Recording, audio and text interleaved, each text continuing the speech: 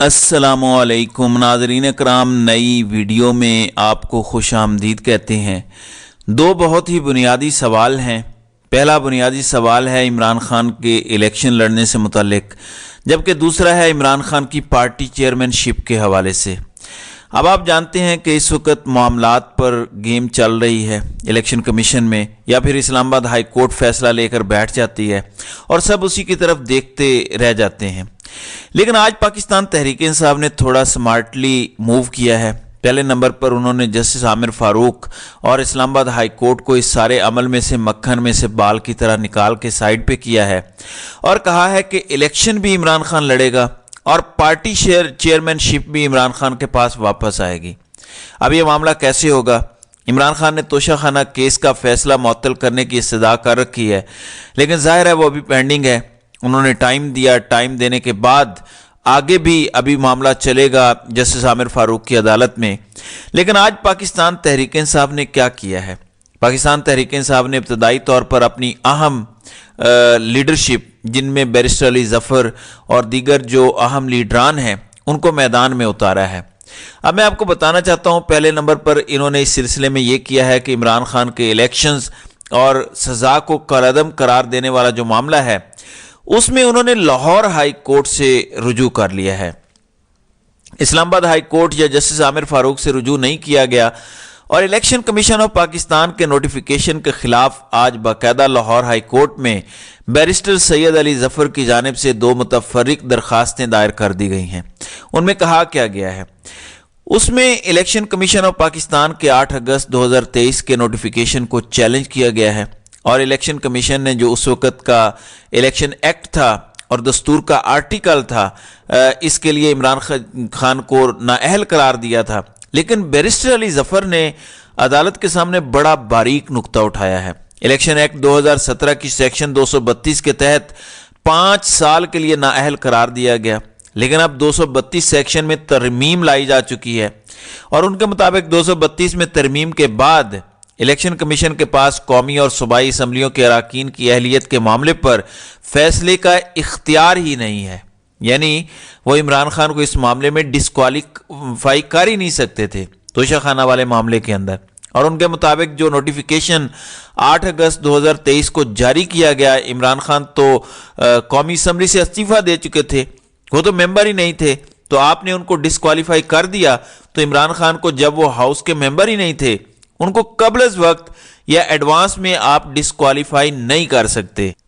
جب کوئی رکن حلف اٹھاتا ہے، ہاؤس کا ممبر بنتا ہے، تو اس کے بعد ہی یہ سب کچھ ہو سکتا ہے۔ تو یہ سارا معاملہ واضح طور پر بڑی بدنیتی پر مبنی ہے۔ ان کے مطابق یہ جلد بازی میں کی گئی غیر قانونی اور بلا جواز کوششیں ہیں، اور پھر انہوں نے کہا کہ کسی رکن کی نااہلی کا سوال کسی اخلاقی جرم میں ملوث ہونے کی صورت میں اٹھتا ہے۔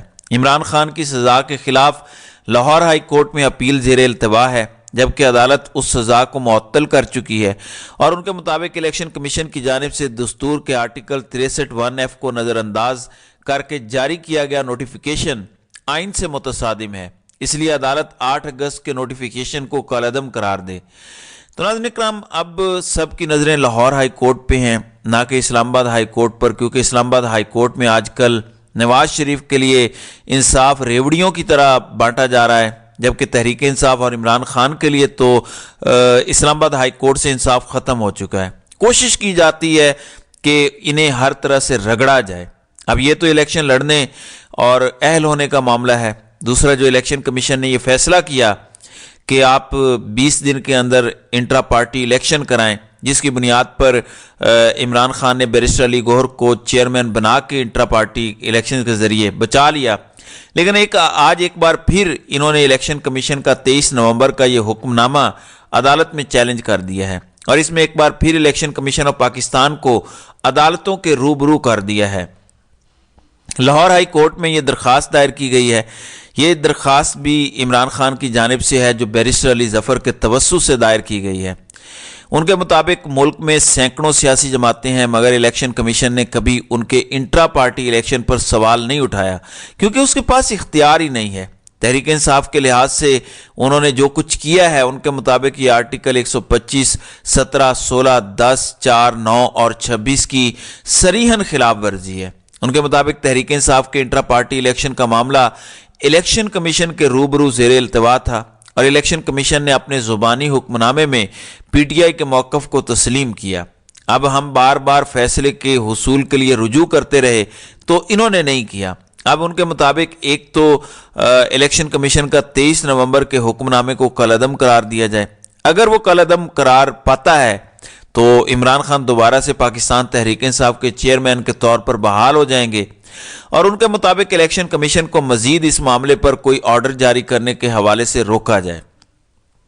اب ناظرین اکرام، تمام نظریں پاکستان تحریک انصاف کی لاہور ہائی کورٹ پر ہیں، کیونکہ یہ درخواستیں وہ اسلام آباد ہائی کورٹ میں بھی دائر کر سکتے تھے، لیکن ان کو یہ لگتا ہے کہ اسلام آباد ہائی کورٹ میں جائیں، درخواستیں جلدی سماعت کے لیے مقرر نہیں ہوتی اسلام آباد ہائی کورٹ میں۔ ان کا خیال یہ ہے کہ اگر ہو بھی جائیں تو کیسز کو جان بوجھ کر طول دیا جاتا ہے۔ ان کے مطابق طول دینے کے بعد پھر فیصلے محفوظ کر لیے جاتے ہیں لمبے عرصے کے لیے، اور جس مقصد کے لیے درخواستیں ہوتی ہیں وہ مقصد فوت ہو جاتا ہے۔ اب اس کے بعد اگلی صورتحال جو ہے، آج سسٹم کا لاڈلا اسلام آباد ہائی کورٹ میں، اور سسٹم نے ان کو سر پر کندھوں پر اٹھایا ہوا تھا۔ اب صورتحال یہ ہے، آج 2 رکنی بینچ جس میں جسٹس عامر فاروق خود اور جسٹس میاں گل حسن اورنگزیب شامل تھے، انہوں نے کہا کہ دیکھیں، نیب نے الزام عائد کیا ہے کہ نواز شریف بے نامی دار ہیں اور کچھ ٹرانزیکشنز ہیں، ان سے متعلق بتائیں۔ اچھا، انہوں نے یہ بات کی تو جسٹس عامر فاروق نے کہا کہ اگر مان بھی لیا جائے کہ یہ پراپرٹی نواز شریف کی ہے تو پھر بھی یہ 4 عناصر جو ہیں ان کو تو نیب نے ثابت کرنا ہے۔ اگر مان بھی لیا جائے نواز شریف کی پراپرٹی ہے یہ، انہوں نے کہا ایک تو Nawaz Sharif public office holder نہیں تھے، جی آئی ٹی کسی کاغذ پر یقین نہیں رکھتی، العزیزیہ کمپنی 2001 میں رجسٹرڈ ہوئی، دوسری ہل میٹل 2005 میں، اس لیے ہل میٹل کے مالک حسین نواز شریف تھے۔ اب حسین نواز شریف ویسے تو بیٹے ہیں، مریم نواز کہتی ہیں کہ وہ برطانوی شہری ہیں جو کہ میرے بھائی ہیں، ان پر پاکستان کے قوانین کا اطلاق نہیں ہوتا۔ آج ان کی دستاویزات کے متعلق آیا تو نواز شریف کے وکیل نے لا تعلقی کا اظہار کر دیا۔ انہوں نے کہا کہ وہ تو حسین نواز جانے اور آپ جانے، یعنی عدالت میں وہ اپنے بیٹے کے حوالے سے بھی مکر گئے۔ پھر انہوں نے کہا کہ وہ کمپنی ثابت نہیں ہو سکی، اس لیے نواز شریف کو بری کیا جائے، اور کبھی بھی ان کمپنی سے جو حسین نواز یا عباس شریف کی ہیں ان سے کوئی تعلق ثابت نہیں ہو سکا۔ بالکل ٹھیک ہے، یہ ساری باتیں آپ ثابت کر بھی کیسے سکیں گے۔ پھر ناظرین اکرام، آپ کو یاد ہوگا جج ارشد ملک کی ایک ویڈیو تھی، اس ویڈیو پر مسلم لیگ نے باقاعدہ پریس کانفرنسز کی تھیں۔ مریم نواز نے بتایا تھا 6 جولائی 2019 کو، اور کہا تھا کہ ہمارے پاس ویڈیوز ہیں۔ اب آج جب وہ ویڈیوز کا معاملہ آیا، عدالت کے سامنے اس کو ثابت کرنا تھا، ثبوت دینا تھا، تو مسلم لیگ نون نے کہا کہ ہم وہ جو جج کی ویڈیو والی درخواست ہے اس کو واپس لیتے ہیں۔ اب انہوں نے کہا کہ اگر آپ واپس لیتے ہیں تو پھر ہمارے پاس 2 آپشنز ہیں۔ دیکھیں، آج نواز شریف اور ان کا خاندان ثابت کرتا نا جج صاحب کی ویڈیو، لیکن مقصد حاصل کر لیا، ان کو گندا کر لیا، وہ دنیا سے چلے گئے ہیں۔ اب چونکہ معاملات طے ہیں، چیزیں بہترین ہیں، تو اب وہ کہتے ہیں کہ ہمیں اس کی ضرورت نہیں ہے۔ اب انہوں نے کہا کہ آپ کے پاس 2 آپشنز ہیں، پہلی یہ ہے کہ آپ کا کیس ریمانڈ بیک کر دیتے ہیں، یعنی دوبارہ کیس چلے، دوسری آپشن یہ ہے کہ ہم میرٹ پر فیصلہ کر دیتے ہیں۔ اب ایک تو جج کی درخواست واپس لینے کی پیروی نہ کرنے کی استدعا عدالت نے منظور کی، پھر انہوں نے کہا کہ ہم چاہتے ہیں کہ ہم میرٹ پر فیصلہ کر دیں، تو جسٹس عامر فاروق ہوں اور نواز شریف کا معاملہ ہو تو پھر میرٹ پر تو فیصلہ ہوگا۔ اب ناظرین اکرام، نواز شریف کے وکیل امجد پرویز کے دلائل مکمل ہو چکے ہیں، عدالت نے مزید سماعت 12 تاریخ تک ملتوی کر دی ہے۔